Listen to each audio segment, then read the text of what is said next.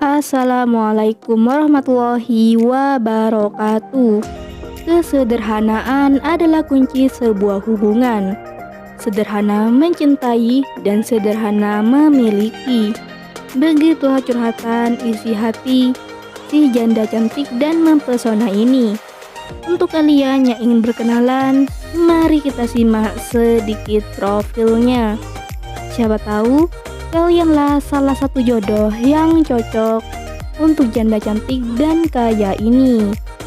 Namun sebelum melanjutkan video ini, alangkah baiknya untuk menekan tombol like dan menekan tombol subscribe.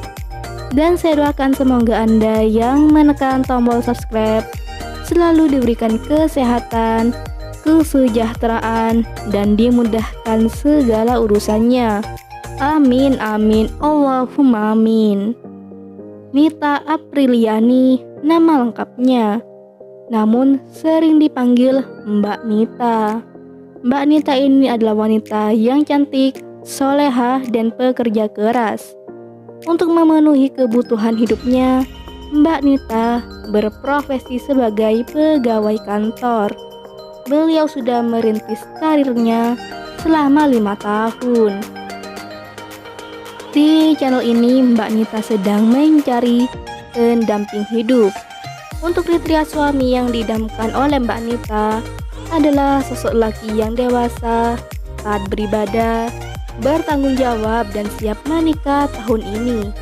Begitulah harapan Mbak Nita. Jadi bagaimana untuk kalian yang melihat dan mendengarkan video ini?